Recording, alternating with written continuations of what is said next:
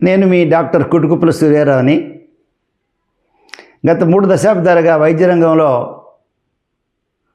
కృషి చేస్తూ భారత ప్రభుత్వం వారి చేత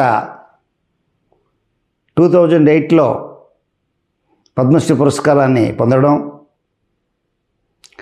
నేను ముఖ్యంగా ఫ్యామిలీ మెడిసిన్ అలాగే ప్రొఫెసర్ ఆఫ్ ఫ్యామిలీ మెడిసిన్ గాను, సెక్షువల్ హెల్త్ ఎక్స్పర్ట్ గాను ప్రజలకు సేవలు అందిస్తున్నాను. ఈ రోజున ఈ పోర్నోగ్రఫీ అంటాం మనం, అంటే ఈ బూతు బొమ్మల వీడియోలు చూసినటువంటి కల్చరు విద్యార్థుల్లో కానీ, పెద్దల్లో కానీ, పిల్లల్లో కానీ ఎక్కువైపోతుంది. దీనికి కారణం ఏంటి, ఎందుకు ఇలా తయారవుతుంది అనేటటువంటి ఒక ఆందోళన ఈ సంఘం మీద ఉంది, అలాగే కొందరు సామాజిక కార్యకర్తల మీద ఉంది. దీనికి అసలు పరిష్కారం ఉందా లేదా? ఈ పోర్నోగ్రఫీ అంటే ఈ బూత్ బొమ్మల వీడియోలు చూసినందువల్ల ఈవేళ 7వ తరగతి చదువుతున్న విద్యార్థి అంటే 10-12 ఏళ్ళకే మరి ఈ వీడియోలు చూస్తుంటే వారిలో వచ్చినటువంటి భావోద్రేకాలు, యువత ఈ వీడియోలు చూసినందువల్ల సబ్జెక్ట్ మీద కాన్సన్ట్రేషన్ ఉండదు. క్లాసులో ఉన్నటువంటి ఎవరో ఒక అమ్మాయిని చూస్తే అదే ఊహలో మునిగిపోతాడు ఆయన. దీనివల్ల బ్రెయిన్లో ఒక కెమికల్ డోపమైన్ అన్నటువంటి ఉత్సాహప్రేరితమైన కెమికల్ ఒకటి రిలీజ్ అవుద్ది. రిలీజ్ అయినప్పుడు ఇతనికి ఎక్కడ లేని ఉత్సాహం వచ్చి ఓ రకంగా చెప్పాలంటే కొందరు భావప్రాప్తి కూడా పొందుతారు.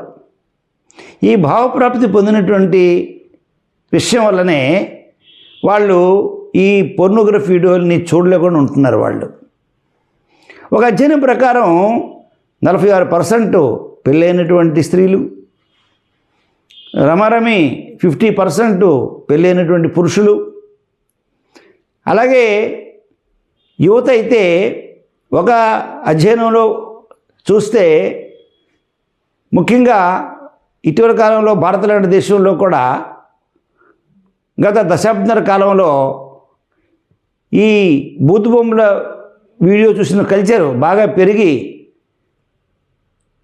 45% వరకు కూడా చూస్తున్నారని,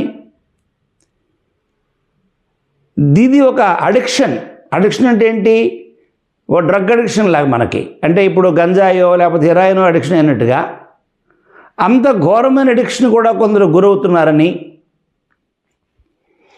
అలాగే ఇంకొక అధ్యయనంలో ఏం తెలిసిందంటే, అంటే జర్నల్ ఆఫ్ ఇంటర్నేషనల్ సైకాలజీ వాళ్ళు పబ్లిష్ చేసినటువంటి డేటా ప్రకారం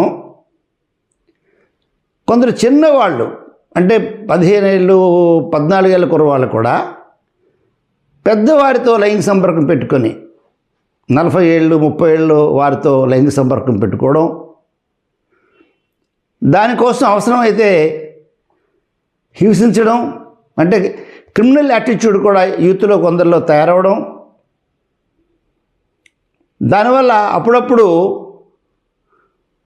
గ్రూప్ సెక్స్ అని ఒక 5-6 మంది కుర్రోళ్ళు ఏకమై ఓ అమ్మాయిని లేదా ఒక ఆంటీని క్యాచ్ చేసి, సో వీళ్ళు చేసినటువంటి ఈ వీడియోలో ప్రయోగాలన్నీ కూడా ఆవిడకి ఇష్టం లేకపోయినా ఆవిడ మీద చేయడం. నిన్నగా మొన్న ఢిల్లీలో ఒక ఫారెన్ మైలుపై కూడా చిన్నపిల్లలే మరి అత్యాచారం చేసినటువంటి పరిస్థితులు ఇవి పెరుగుతున్నాయి. నేను చాలా కాలం ప్రభుత్వాన్ని కోరాను. నేను సోషల్ మీడియాని అలాగే ఈ పోర్నోగ్రఫీ వీడియోల్ని మనం కంట్రోల్ చేయలేకపోతే, నిషేధించలేకపోతే యువతలో వచ్చినటువంటి దుష్పరిణామాలకి పరోక్షంగా ప్రభుత్వాధినేతలే కారణమవుతారు. రెండోది, కొన్ని విద్యార్థుల్లో వాళ్ళు కౌన్సిలింగ్ చేసి ఇది సరైన పద్ధతి కాదు, దీనివల్ల మీకు చాలా సమస్యలు వస్తాయని చెప్పగలిగినటువంటి టీచర్స్ ఉంటే కొంతవరకు మంచిదే. కానీ మనం చూస్తాం గురుకుల పాఠశాలలో 10వ తరగతి విద్యార్థిని చెరిచిన ఉపాధ్యాయుడిని చదువుతున్నాం మనం. మరి ఈ పరిస్థితుల్లో ఈ కారణాలకి ఈ ఉత్ప్రేరకంగా పనిచేస్తుంది ఇది. కాబట్టి ఈ పోర్నోగ్రఫీ అనేటటువంటి కల్చర్ని తగ్గించడానికి ప్రభుత్వాలు, ప్రజలు, ఉపాధ్యాయులు, సంఘ సేవకులు, రాజకీయ నాయకులు అవసరమైతే ఒక చట్టాన్ని తీసుకొచ్చి భారతదేశంలో ఈ పోర్నోగ్రఫీని మనం టోటల్గా నిషేధించగలమా? ఈ కంటెంట్ ఎవరు తయారు చేస్తున్నారు? వారి నుంచి మనం ఏమైనా వారిని స్టాప్ చేయగలమా అని ప్రయత్నాలు చేస్తే ఒక ప్రయత్నం.